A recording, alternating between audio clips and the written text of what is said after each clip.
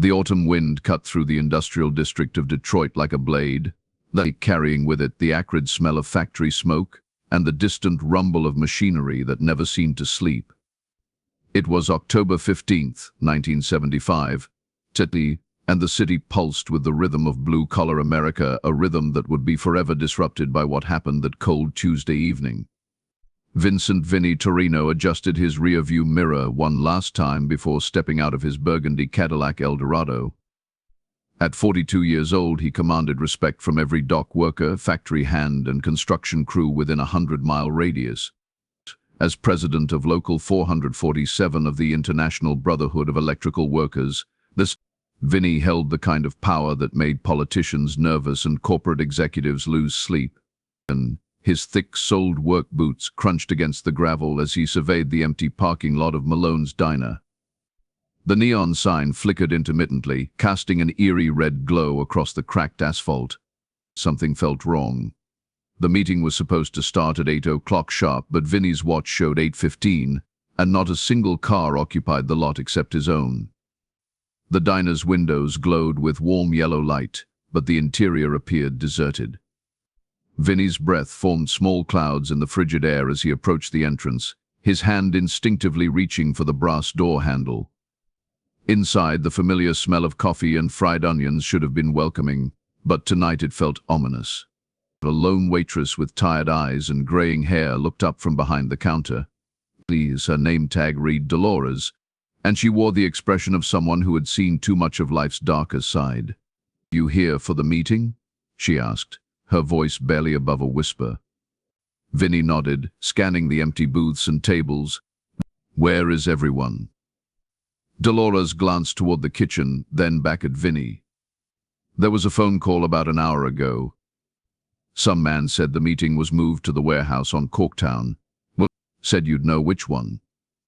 A chill ran down Vinny's spine that had nothing to do with the October weather. He had organized this meeting personally, and there was no warehouse in Corktown on his agenda. The Industrial Workers' Coalition was supposed to gather here, at Malones, just like they had every third Tuesday for the past 6 months. "Did he leave a name?" Vinny pressed. "Nope, just said to tell you the location changed."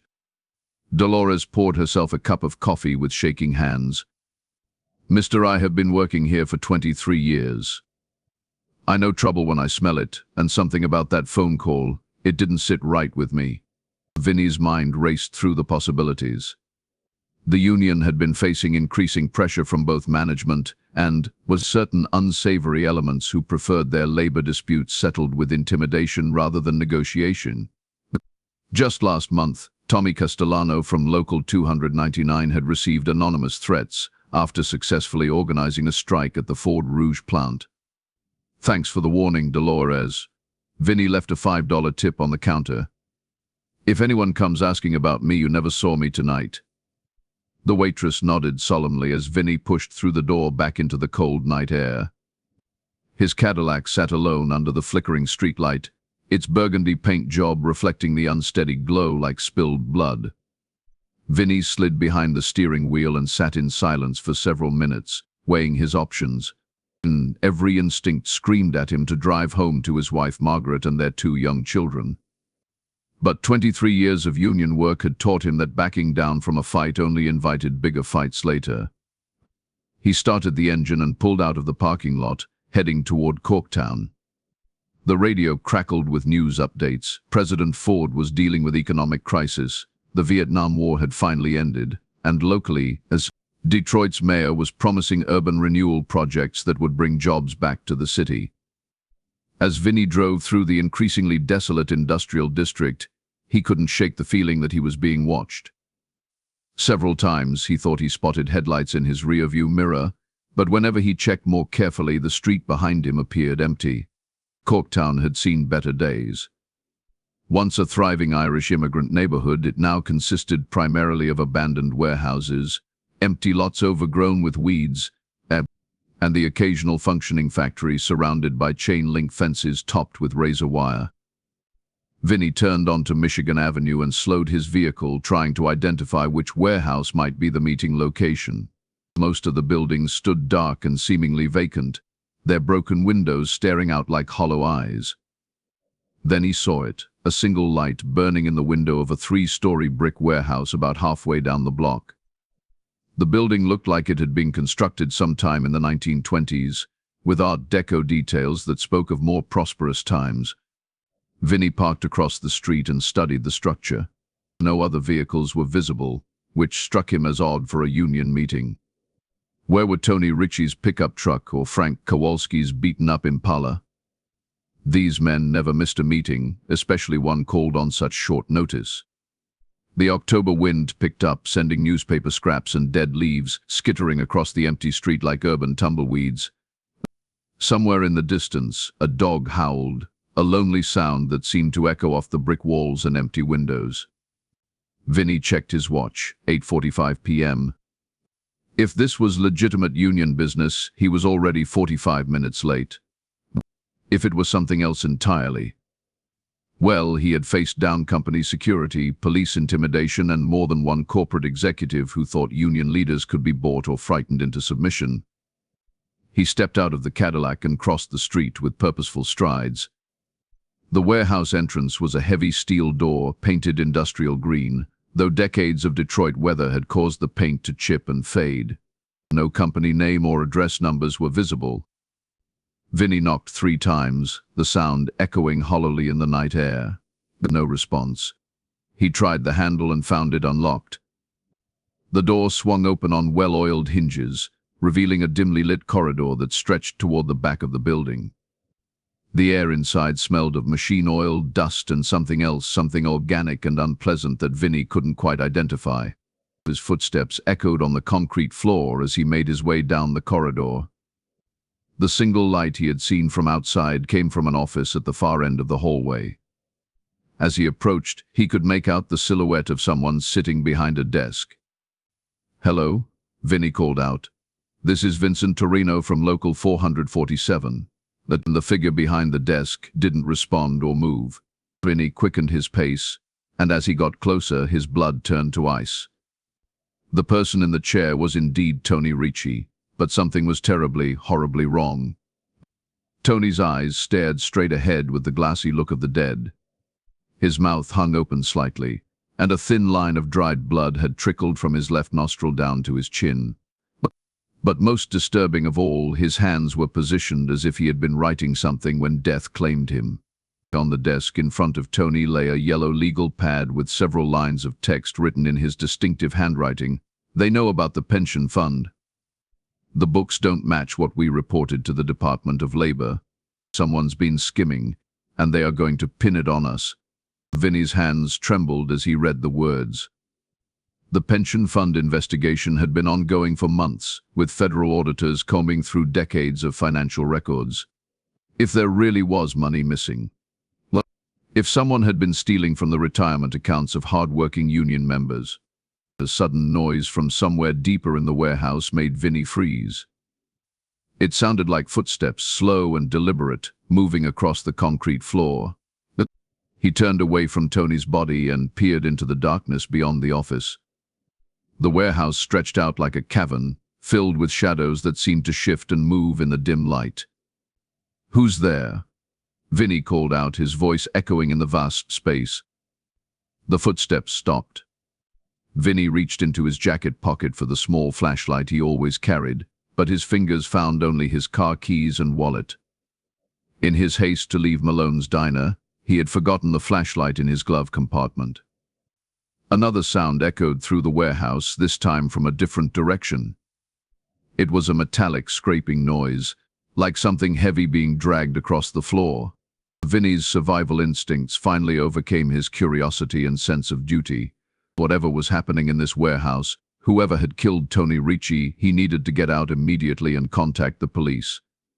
He turned back toward the corridor, moving as quickly and quietly as possible.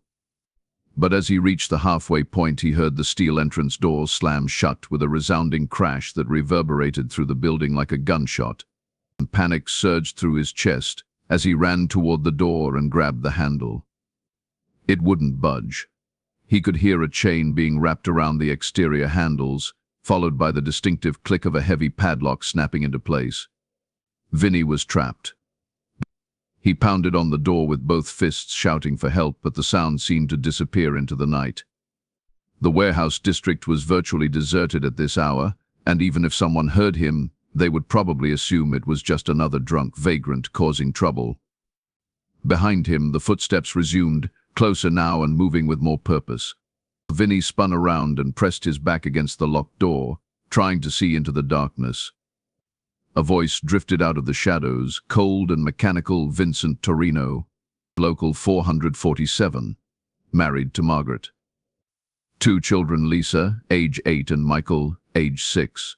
The words hit Vinny like physical blows. Whoever was speaking knew personal details about his family. "What do you want?" he shouted into the darkness. "The same thing your friend Tony wanted.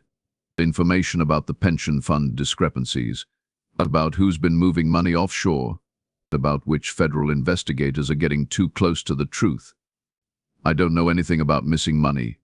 We believe you do, just like we believed Tony did." Unfortunately, Tony decided to be uncooperative. Vinny thought about Tony's body slumped over the desk, the note about the pension fund investigation. Had Tony been killed because he discovered financial irregularities, or had he been involved in the theft himself? "Look, if there's money missing from the pension fund, we can work together to find out who took it. I want to protect my members' retirement accounts just as much as you do." Laughter echoed through the warehouse, but there was no humor in it. "Your members, how noble. Tell me, Vinny, when was the last time you personally reviewed the pension fund investment portfolio?" The question caught him off guard. Vinny handled the day-to-day operations of the union, but the pension fund was managed by a separate board of trustees.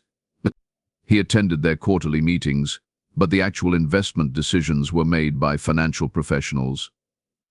I attend the trustee meetings. I review the quarterly reports. But you don't actually examine where the money goes, do you? You don't verify that the investment returns match what the fund managers report. You just trust that everyone is acting in the best interests of your hard-working members." The voice was getting closer, and Vinny could now make out a tall figure moving through the shadows between the support columns. In the dim light filtering in from the street, he caught glimpses of a well-dressed man in an expensive overcoat. "Who are you?"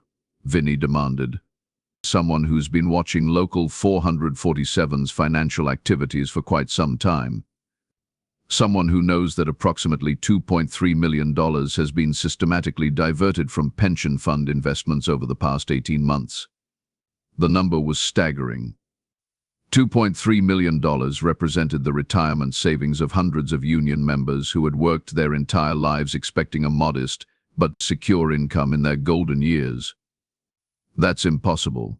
Our fund managers are bonded and insured.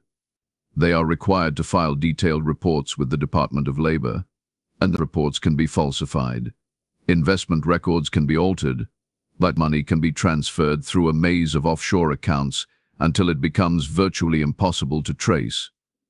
The figure stepped closer, and Vinny could now see that the man was probably in his 50s, but with graying hair and the kind of soft features that suggested he had never done a day of manual labor in his life. "But here's what your fund managers didn't count on," the man continued. "They didn't expect a routine federal audit to go deeper than usual. They didn't expect investigators to start cross-referencing international banking records. And they certainly didn't expect Tony Ricci to develop a conscience. Tony was involved in stealing from the pension fund. Tony was a conduit. He provided insider information about union activities, upcoming contract negotiations, membership numbers, that information that allowed certain individuals to make very profitable investment decisions. And the picture was becoming clearer, and it made Vinny sick to his stomach. If Tony had been feeding information to outside parties who then used that intelligence for financial gain, it would explain how he could afford the new house he had recently purchased, the expensive fishing boat, the private school tuition for his daughters. But Tony got nervous when the federal investigation intensified. He started asking questions about where his payments were really coming from, and when he realized that his information was being used to steal from his own union brothers, He threatened to expose the whole operation, Vinny finished. Exactly. Which brings us to you, Vincent. Because we know that Tony shared his concerns with someone before he died, someone he trusted, someone who might now possess very dangerous information. Vinny's mind raced back through recent conversations with Tony. Had his old friend tried to tell him something? Had there been warning signs he had missed? Then he remembered the phone call 3 days ago. Tony had called him at home, sounding agitated and nervous. He had started to say something about irregularities in the quarterly reports and numbers that don't add up, but Margaret had interrupted to tell Vinny that dinner was ready. Tony had said he would call back later, but he never did. "I don't know anything," Vinny said, though his voice lacked conviction, perhaps. "But you understand why we can't simply take your word for it. Too much is at stake. Too many people have invested too much time and money in this arrangement to let it be destroyed by one man's attack of conscience." The well-dressed man was now close enough that Vinny could see his face clearly in the dim light. He was completely unfamiliar, not someone from the union, not a company representative Vinny had ever dealt with, not a government investigator. "Who do you work for?" Vinny asked. "Let's just say I represent certain interests that benefit from the current financial arrangements. Interests that would prefer to continue benefiting from those arrangements. The mob. The mob, such a crude term. I prefer to think of it as a business partnership. Your union provides valuable information and flexibility in certain financial matters. In return, Local 447 enjoys a reputation for being very effective at negotiating favorable contracts for its members." The pieces were falling into place with horrible clarity. You were soon. The unusually generous contract settlements Local 447 had achieved over the past 2 years. The lack of serious opposition from management during recent negotiations. The way certain company executives had seemed almost eager to meet union demands. But it had all been orchestrated. The union's apparent success had been bought with money stolen from its own members' retirement funds. "You are sick," Vinny said. "These people trust me to protect their future, and you are stealing it right out from under them. We are providing them with excellent wages and benefits in the short term. Most of them won't retire for another 20 or 30 years. By then the economy will have changed, Social Security will probably be restructured, and pension funds will likely be obsolete anyway. That's not your decision to make. Actually, it is. Because we are the ones with the power to make it. Which brings us back to our immediate problem. What did Tony tell you? And who else might know about it?" Vinny realized that no matter what he said, he was probably going to end up like Tony, dead in a warehouse with his murder made to look like a heart attack or accident. But he could at least try to protect his family and buy time for the federal investigators to uncover the truth. "Tony didn't tell me anything specific," he said, "just that he was worried about some financial irregularities. I thought he was paranoid." "I see. And you haven't shared these concerns with anyone else? Your wife? Other union officials? Federal investigators?" "No, like I said, I thought Tony was being paranoid. He'd been under a lot of stress lately." The man studied Vinny's face for a long moment, as if trying to determine whether he was telling the truth. Finally, he reached into his overcoat and withdrew what appeared to be a small glass vial filled with clear liquid. "This will be much easier if you cooperate," he said. "The substance in this vial will cause a massive heart attack within minutes. Given your family history of heart disease and the stress of your job, no one will question the cause of death." Vinny's father had indeed died of a heart attack at age 45. The fact that this man knew such personal details about his family's medical history was terrifying. However, the man continued, "If you force me to use more physical methods, it will be much more unpleasant for you and much more suspicious for the investigators who find your body." "What exactly do you want to know?" "Everything Tony told you. Every conversation you had with him over the past month. Every document he might have given you. On every person he might have mentioned in connection with his concerns." Vinny took a deep breath and made a decision that would determine whether he lived through the night. He was going to lie convincingly enough to satisfy this man, then somehow find a way to escape and contact the federal investigators. Tony called me 3 days ago, he began. He was worried about some discrepancies in the pension fund quarterly reports. He said the investment returns seemed too high compared to market performance. What else? He mentioned that one of the fund trustees, Walter Brennan, had been asking a lot of questions about investment strategies. Tony thought maybe Walter was getting suspicious. This was partially true. Walter Brennan was indeed a pension fund trustee, and he was known for asking detailed questions during board meetings. But Tony had never mentioned him in connection with any financial irregularities. The man made a mental note of the name. Anyone else?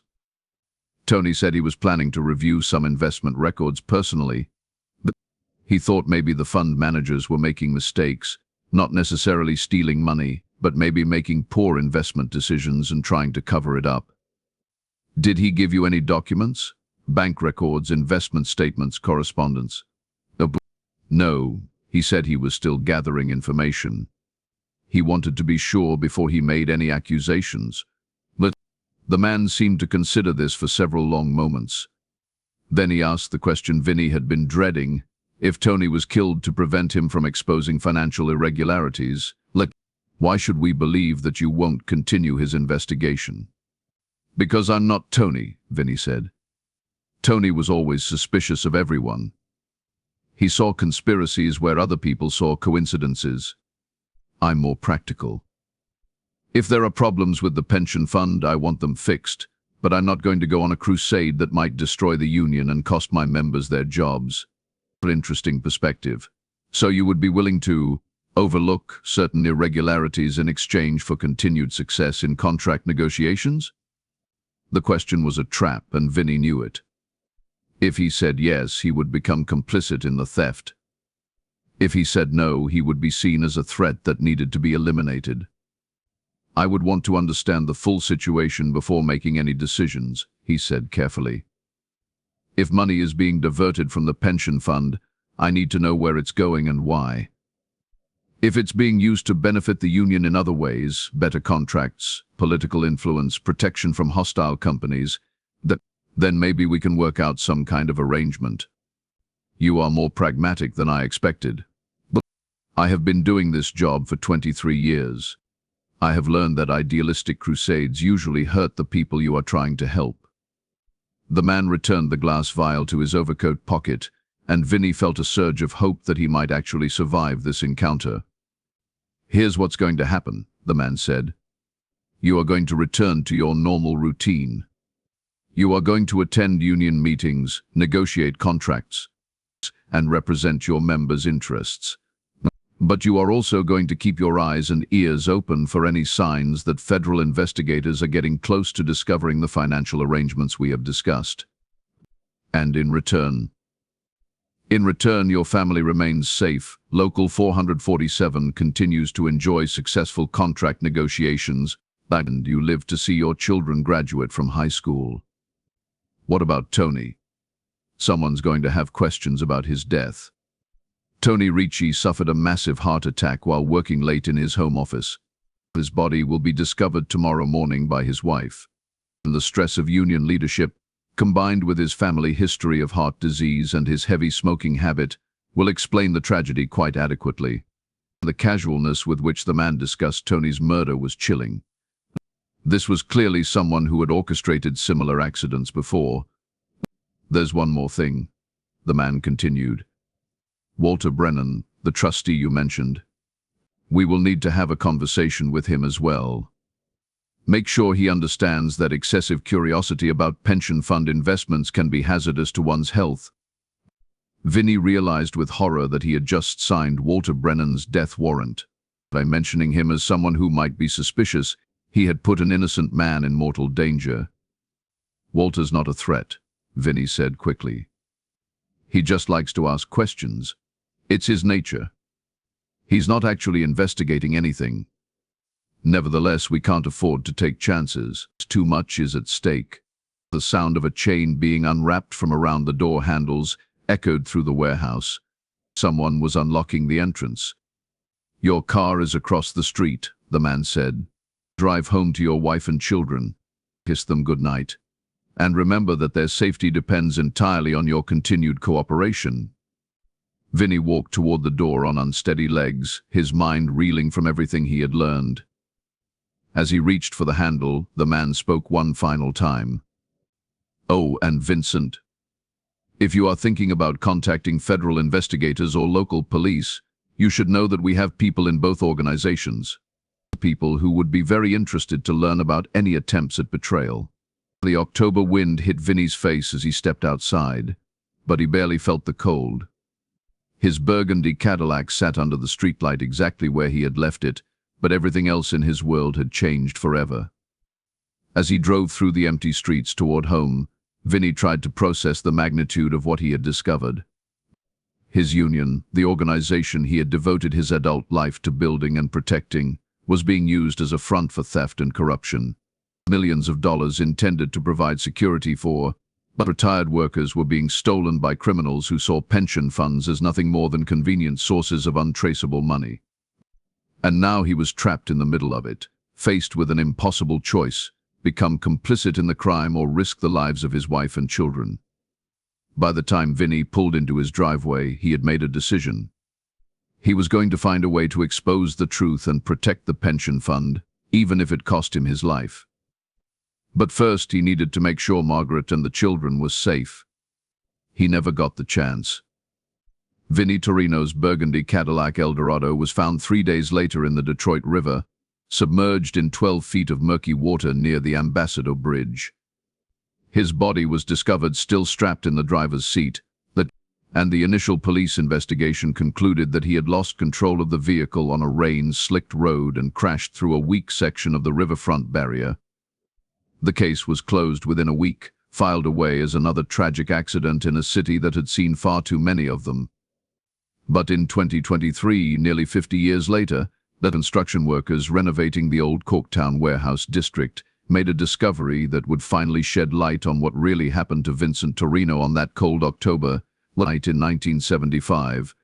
Hidden beneath decades of concrete and debris, they found a metal file cabinet containing documents that told a very different story. Documents that revealed the true extent of the pension fund conspiracy. Documents that named names and detailed financial transactions spanning multiple states and several countries. And most importantly, documents written in Vincent Torrino's distinctive handwriting, describing everything that happened in that warehouse and identifying the people responsible for stealing millions of dollars from hard-working union members. The DNA evidence that accompanied those documents would shock investigators and reopen one of Detroit's oldest cold cases, on revealing a web of corruption that reached much deeper than anyone had ever imagined. But that revelation was still 48 years away. On the night of October 15, 1975, Vincent Torrino drove away from the warehouse district carrying secrets that powerful people would kill to protect, not knowing that he had only 3 more days to live. The sledgehammer struck the concrete floor with a thunderous crack that echoed through the abandoned Corktown warehouse. Construction foreman Jake Morrison wiped sweat from his forehead and surveyed the demolition work ahead of him. It was March 15, 2023, and the old industrial building was finally being converted into luxury condominiums, another symbol of Detroit's ongoing urban renaissance. Morrison had been demolishing old buildings for 37 years, but something about this particular warehouse gave him an uneasy feeling. Maybe it was the way the shadows seemed to cling to the corners even in broad daylight, or the strange cold spots that his crew had noticed despite the spring warmth outside. "Hey, boss," shouted Tommy Vasquez, one of Morrison's youngest workers. "You better come take a look at this." Morrison made his way across the debris-strewn floor to where Tommy was crouched beside a section of concrete that had cracked away to reveal something metallic underneath. "What have you got there, kid?" Tommy pointed down at what appeared to be the corner of a metal filing cabinet, partially embedded in the foundation. "This thing's been sealed under here for decades. Look at how the concrete was poured around it." Morrison knelt down and examined the discovery more closely. The filing cabinet was industrial-grade steel, the kind used in corporate offices during the 1970s. More importantly, it appeared to have been deliberately hidden beneath the concrete floor during the building's construction. It could be anything, Morrison said, though his instincts told him otherwise. Old building records, construction documents, probably nothing important. But Tommy's excitement was infectious, and soon the entire crew had gathered around as they carefully excavated the buried cabinet. What they found inside would resurrect a 48-year-old murder case and expose a conspiracy that reached into the highest levels of organized crime, corporate management, and government corruption. The first thing they discovered was a thick manila envelope marked insurance policy in block letters. Inside were photocopies of bank records, investment statements, and discountes, like contos. Financial documents that detailed the systematic theft of $2.3 million from Local 447's pension fund between 1973 and 1975. But it was the handwritten notes that made Morrison's blood run cold. Page after page of detailed observations, all written in the same careful script, documenting conversations, meetings, and financial transactions. And at the bottom of each page was a signature, Vincent J. Torrino, President, Local 447 IBU. Morrison had lived in Detroit his entire life. He remembered the Vincent Torrino case from when he was a teenager, the union leader who had supposedly died in a car accident, driving his Cadillac into the Detroit River during a rainstorm. It had been front-page news for about a week before other stories pushed it out of public attention. But according to these documents, Vincent Torrino hadn't died in any accident. He had been murdered by people who wanted to silence his investigation into pension fund fraud. Morrison immediately called the Detroit Police Department, and within 2 hours, the warehouse was swarming with investigators, forensic specialists, and FBI agents.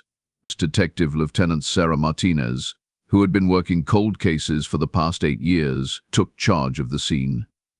Martinez was a meticulous investigator who had solved several high-profile murders that other detectives had given up on. She approached the Torrino case with the same methodical precision that had earned her a reputation as one of the department's most effective cold case specialists. The first thing Martinez noticed was that the filing cabinet had been placed in its hiding spot very deliberately. Someone had dug out a section of the warehouse floor, positioned the cabinet, and then poured new concrete around it. This wasn't a hasty disposal, it was a carefully planned concealment operation. The documents inside told a story that was both shocking and tragically familiar. Vincent Torrino had indeed discovered that Local 447's pension fund was being systematically looted by a combination of corrupt union officials, mob-connected financial managers, and complicit corporate executives. The handwritten notes detailed conversations with Tony Ricci, who had been providing insider information to outside parties in exchange for substantial cash payments. But the documents also revealed that Ricci had developed a conscience and was planning to expose the entire operation to federal investigators. According to Torrino's notes, the conspiracy involved much more than simple theft. The stolen pension money was being used to purchase political influence, bribe government officials, and fund illegal activities including drug trafficking, illegal gambling operations, and contract killings. The most disturbing of all were the names mentioned in Torrino's investigation. Several prominent Detroit businessmen, 2 city council members, a federal judge, and at least 3 FBI agents were allegedly involved in either the original conspiracy or the cover-up that followed. But it was the DNA evidence that would ultimately crack the case wide open. Martinez ordered forensic analysis of everything found in the filing cabinet, including the documents themselves. Modern DNA testing techniques could extract genetic material from skin cells, saliva, and other biological traces that might have been transferred to the papers decades earlier. And the results, which came back 6 weeks later, were stunning. In addition to Vincent Torrino's DNA on his own handwritten notes, the lab had identified genetic material from 3 other individuals on various documents. The first match came from the FBI's combined DNA index system, Anthony Tony Ricci, whose DNA was on file because he had been arrested for assault in 1982. This confirmed that Ricci had indeed handled some of the financial documents that Torrino had collected. The second match was more surprising. Walter Brennan, the pension fund trustee whom Torrino had mentioned to his killer as a potentially suspicious investigator. Brennan's DNA was in the system because he had volunteered to provide a sample during a different investigation in 1998. But it was the third DNA match that sent shockwaves through the law enforcement community. The genetic material belonged to someone who was still alive, still prominent in Detroit society, and still in a position to influence the investigation. Judge Theodore Whitman, who had been a federal prosecutor in 1975 and was now a senior federal judge. Martinez faced a delicate situation. If Judge Whitman was involved in the original conspiracy, then approaching him directly could trigger another cover-up or, worse, put her own life in danger. But she also couldn't ignore DNA evidence that placed him in contact with documents related to a murder investigation. She decided to conduct her own covert investigation before bringing formal charges. Working with FBI Special Agent Maria Santos, who specialized in public corruption cases, Martinez began building a comprehensive case against everyone mentioned in Torrino's notes. But what they discovered was a criminal enterprise that had operated with impunity for nearly 5 decades. The theft of pension funds had been just the beginning. Over the years, the same network of corrupt officials had expanded their operations to include real estate fraud, tax evasion, money laundering, and political corruption. Judge Whitman, it turned out, had been the legal architect of the entire operation.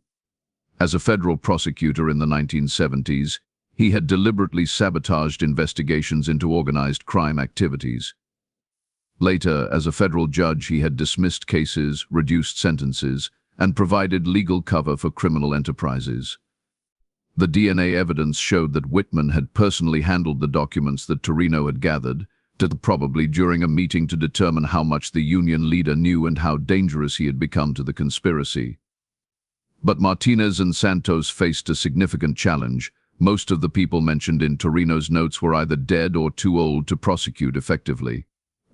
After 48 years, the statute of limitations had expired on many of the financial crimes, and proving murder charges would require evidence that had long since been destroyed or compromised. However, they did have one powerful advantage, the RICO Act, which allowed prosecutors to charge ongoing criminal enterprises regardless of when individual crimes had been committed. If they could prove that the conspiracy was still active, they could potentially prosecute living participants for crimes committed decades earlier. The breakthrough came when Santos discovered that several offshore bank accounts mentioned in Torrino's notes were still active and still receiving regular deposits. Financial records showed that money was still being diverted from various pension funds, municipal accounts, and federal grants, using the same techniques that had been developed in the 1970s. Moreover, phone records and surveillance footage revealed that Judge Whitman was still meeting regularly with known organized crime figures and corrupt business leaders. The conspiracy that had killed Vincent Torrino was not only still active, it had grown into a multi-billion-dollar criminal enterprise. On November 3, 2023, federal agents simultaneously raided 17 locations across Detroit, Chicago, and Las Vegas. The coordinated operation, codenamed Operation Pension Strike, resulted in the arrest of 32 individuals, including Judge Whitman, 2 sitting congressmen, 5 union officials, and multiple organized crime figures. The evidence collected during the raids was overwhelming. In addition to the documents found in the Corktown warehouse, investigators recovered computer files, bank records, phone recordings, and videotaped conversations that documented criminal activities spanning 5 decades.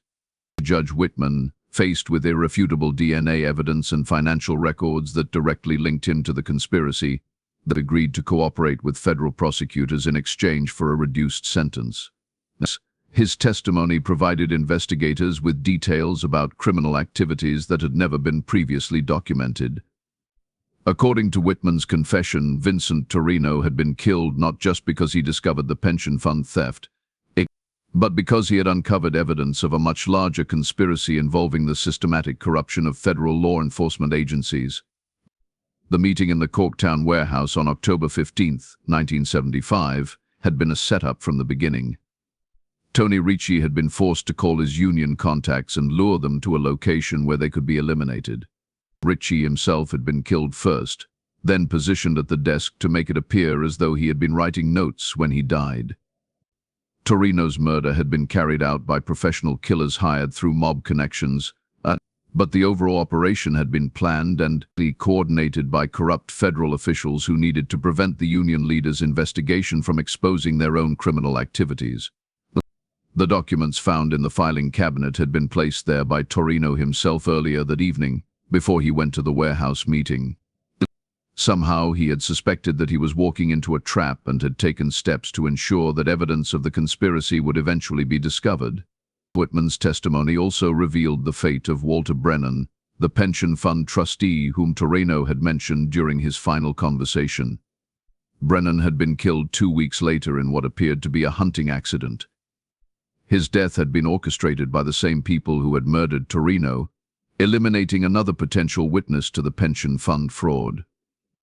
The final piece of the puzzle came when investigators examined the concrete around the buried filing cabinet. Chemical analysis revealed that the concrete had been poured on October 16, 1975, exactly 1 day after Vincent Torrino's disappearance.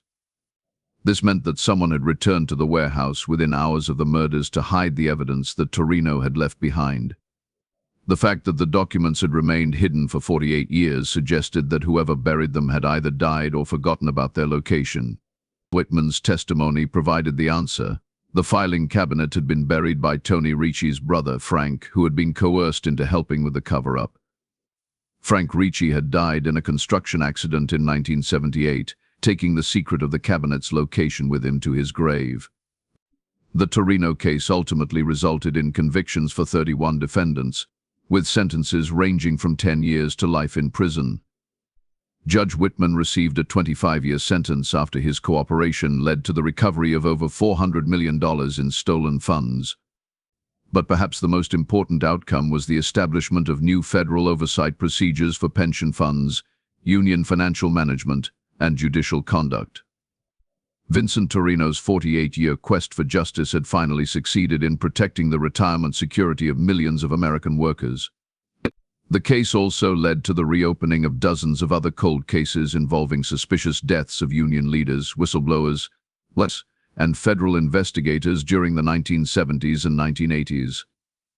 Many of these cases had been closed prematurely due to corruption within law enforcement agencies, and the evidence discovered in the Corktown warehouse provided new leads that investigators had never been able to pursue.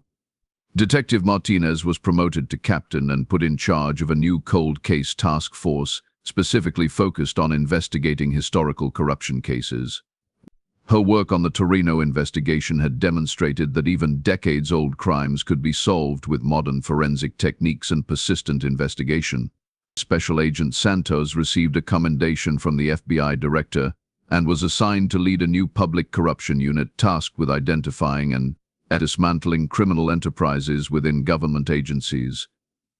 The success of Operation Pension Strike had proven that long-term criminal conspiracies could be effectively prosecuted using RICO statutes and modern investigative techniques. Margaret Torrino, Vincent's widow, lived to see her husband's killers brought to justice. At age 91, she attended every day of the trial and testified about the impact that her husband's murder had had on their family.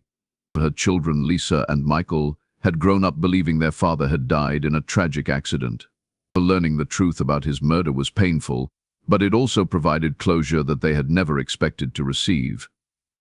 The Torrino case became a landmark prosecution that changed how federal investigators approach cold cases involving organized crime and public corruption. It demonstrated that DNA evidence, financial forensics, and patient investigation could overcome even the most sophisticated cover-ups. But perhaps most importantly, it vindicated Vincent Torrino's belief that working people deserve leaders who will fight for their interests, even at the cost of their own lives. His investigation into pension fund fraud may have taken 48 years to reach its conclusion, but it ultimately protected the retirement security of millions of American workers and brought justice to a man who had died trying to do the right thing. The old Corktown warehouse where Vincent Torrino had his final confrontation with corruption was demolished after the investigation concluded. In its place, the city of Detroit built a small memorial park dedicated to workers who had lost their lives fighting for labor rights and pension security. A bronze plaque near the park's entrance bears a simple inscription, "In memory of Vincent Torrino and all those who sacrificed their lives in the struggle for justice and worker protection. Their courage ensures that future generations will not be forgotten." On October 15th each year, Local 447 of the International Brotherhood of Electrical Workers holds a memorial service at the park. Current and retired union members gather to remember not only Vincent Torrino, but all the workers whose retirement security he died trying to protect. The case file on Vincent Torrino's murder was officially closed on December 18, 2023, nearly 48 years and 2 months after his disappearance. Justice had been delayed, but it had not been denied. And somewhere in Detroit, in filing cabinets and evidence rooms and courthouse records, other secrets wait to be discovered by investigators who refuse to give up on cases that others have forgotten. Because Vincent Torrino's legacy is not just about one man's courage in the face of corruption, it's about the principle that truth will eventually surface, no matter how deeply it has been buried or how long it takes to find. The DNA evidence that cracked the Torrino case came from skin cells that had been transferred to documents nearly 5 decades earlier. Those microscopic traces of genetic material, invisible to the naked eye and ignored by 1970s investigators, ultimately brought down a criminal conspiracy that had operated with impunity for half a century. It was a reminder that in the modern age of forensic science, criminals can run from justice, but they cannot hide from the evidence they leave behind. Every touch, every breath, every moment of contact leaves traces that advanced technology can detect and identify years or even decades later. Vincent Torrino died believing that the truth about pension fund corruption might never be revealed. He could not have imagined that his carefully hidden documents would eventually be discovered by construction workers renovating a warehouse for luxury condominiums. He could not have foreseen that DNA evidence would identify his killers long after they thought they had escaped justice. But he understood something that his killers did not, that fighting for what is right is worth any personal risk, and that the truth has a way of surviving even the most determined attempts to bury it. The Vincent Torrino case closed a dark chapter in American labor history, but it also opened a new chapter in the ongoing fight against corruption and organized crime. His legacy lives on in stronger pension protections, more effective law enforcement techniques, and a renewed commitment to ensuring that working people are never again betrayed by those they trust to protect their futures. In the end, Vincent Torrino got justice. It took 48 years, advanced DNA technology, and the persistence of investigators who refused to give up on a cold case. But justice, delayed though it may have been, was finally served. And in a small memorial park in Detroit's Corktown district, a bronze plaque ensures that Vincent Torrino's sacrifice will not be forgotten by future generations of workers who continue to fight for fairness, security, and the promise that those who protect working families will themselves be protected from those who would silence them. The case was closed, but the legacy endures.